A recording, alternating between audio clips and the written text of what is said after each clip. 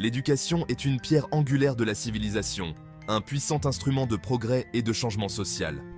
À travers l'histoire, philosophes et éducateurs ont débattu de sa véritable influence, s'engageant dans un discours animé sur ses possibilités et ses limites. L'éducation peut-elle vraiment modeler les esprits et façonner les destins? Ou ses effets sont-ils intrinsèquement limités par des facteurs indépendants de sa volonté? Ce débat est au cœur de notre compréhension du rôle de l'éducation dans la société. D'une part, les partisans considèrent l'éducation comme une force transformatrice, capable de libérer le potentiel humain et de former des citoyens vertueux. Ils soutiennent qu'à travers des programmes et des approches pédagogiques soigneusement élaborées, les individus peuvent acquérir des connaissances, développer leur esprit critique et cultiver leur sens moral. L'éducation, de ce point de vue, permet aux individus de se libérer des chaînes de l'ignorance et de contribuer de manière significative à leur communauté. D'autre part, les sceptiques mettent en garde contre une confiance excessive dans le pouvoir transformateur de l'éducation. Ils affirment que la nature humaine, les capacités innées et les facteurs externes jouent un rôle tout aussi important dans la formation des individus et des sociétés.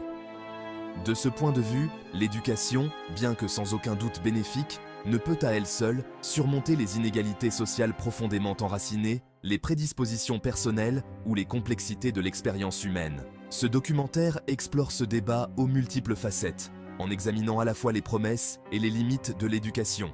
En examinant les arguments de penseurs éminents et en nous appuyant sur des exemples concrets, nous visons à parvenir à une compréhension équilibrée du rôle de l'éducation dans la formation des individus et des sociétés. Tout au long de l'histoire, de nombreux philosophes et éducateurs ont vanté les mérites de l'éducation, la considérant comme un outil puissant pour la transformation individuelle et sociale. Aristote, le célèbre philosophe grec, croyait que l'éducation jouait un rôle essentiel dans la formation de citoyens vertueux, essentiel à l'épanouissement d'une société juste et harmonieuse. Il soutenait qu'à travers l'éducation, les individus pouvaient développer leurs facultés rationnelles, acquérir des vertus morales et devenir des membres actifs et responsables de leur communauté. Érasme, figure marquante de la Renaissance, a défendu le pouvoir transformateur de l'éducation dans le développement intellectuel et moral. Il pensait que l'éducation devrait nourrir l'esprit critique, la créativité et l'amour de l'apprentissage, permettant aux individus de remettre en question les normes existantes et de contribuer à l'avancement des connaissances. L'accent mis sur les valeurs humanistes et l'étude de la littérature classique a profondément influencé les pratiques éducatives pendant des siècles. De même, John Amos Comenius, un pédagogue tchèque du XVIIe siècle, envisageait l'éducation comme un droit universel, accessible à tous sans distinction de statut social. Il était convaincu que l'éducation était la clé du progrès social, plaidant pour un système scolaire complet qui responsabiliserait les individus et créerait un monde plus juste et plus équitable. Son travail révolutionnaire en pédagogie et en élaboration de programmes a jeté les bases des systèmes éducatifs modernes. Ces penseurs influents, ainsi que d'innombrables autres, soulignent l'impact profond que l'éducation peut avoir sur les individus et les sociétés. Leurs idées continuent d'inspirer les éducateurs et les décideurs à rechercher des systèmes éducatifs qui responsabilisent les individus, favorisent l'esprit critique et promeuvent le progrès social. Tout en reconnaissant les avantages indéniables de l'éducation, certains penseurs offrent une perspective plus mesurée, soulignant ses limites inhérentes. Johann Wolfgang von Goethe, le célèbre écrivain et philosophe allemand, pensait que l'éducation, bien que précieuse, ne pouvait pas entièrement modeler le caractère d'un individu, ni garantir le bonheur. Il a soutenu que les talents innés, les expériences personnelles et la nature imprévisible de la vie jouaient également un rôle important dans l'élaboration du destin. De même, Bernard Le Bovier de Fontenelle, figure éminente du siècle des Lumières français, a mis en garde contre le fait de considérer l'éducation comme une panacée aux maux de la société. Il a soutenu que la nature humaine, avec ses complexités inhérentes et sa capacité à la fois à la raison et à l'irrationalité, imposait des limites inhérentes au potentiel transformateur de l'éducation. Si l'éducation pouvait éclairer les esprits et favoriser le progrès, elle ne pouvait pas éradiquer entièrement les préjugés, les conflits ou les défis inhérents à la condition humaine. Faisant écho à ce sentiment, Jean Rostand, biologiste et philosophe français de renom, a insisté sur le rôle de la génétique et de l'environnement dans la formation des individus. Il a soutenu que si l'éducation pouvait sans aucun doute développer les capacités innées et influencer le comportement, elle ne pouvait pas modifier fondamentalement la prédisposition génétique d'un individu, ni effacer complètement l'impact de son éducation et de son environnement social. Ces sceptiques, sans pour autant rejeter la valeur de l'éducation, nous invitent à tempérer nos attentes et à reconnaître que son influence s'exerce au sein d'un réseau complexe de facteurs.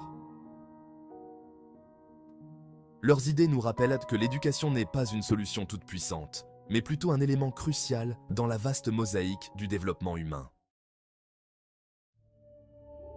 Section 4. L'influence de l'éducateur. Une main guidante, pas un marteau de forge.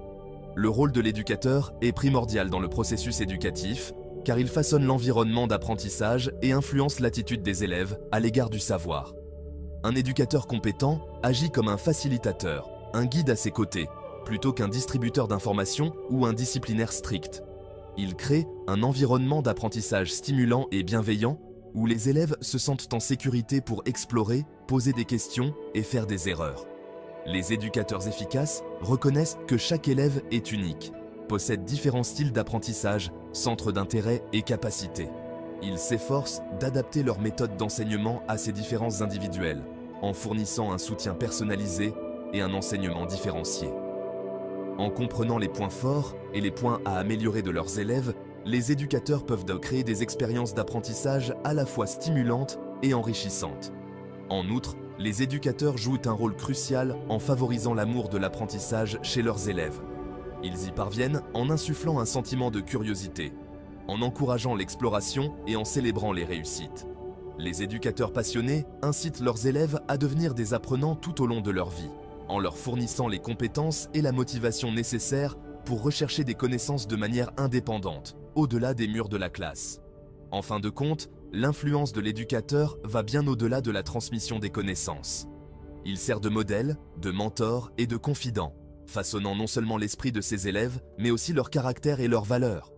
Un grand éducateur peut susciter une passion pour l'apprentissage qui dure toute une vie, permettant aux élèves d'atteindre leur plein potentiel.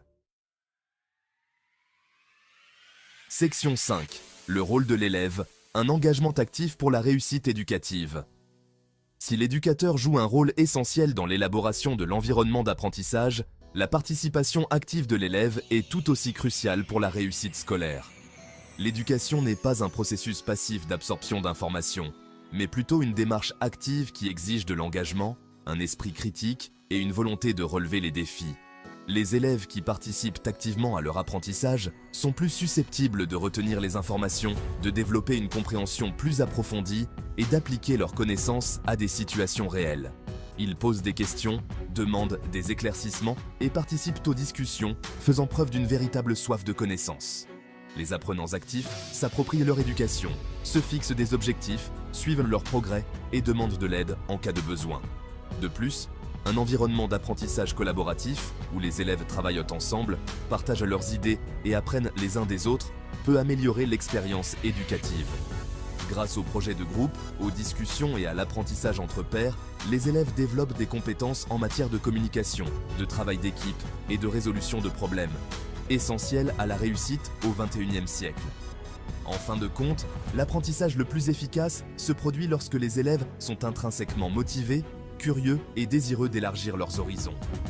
Lorsque les élèves considèrent l'apprentissage comme une expérience enrichissante et agréable, ils sont plus susceptibles de relever les défis, de persévérer dans les difficultés et de développer un amour de l'apprentissage qui durera toute leur vie.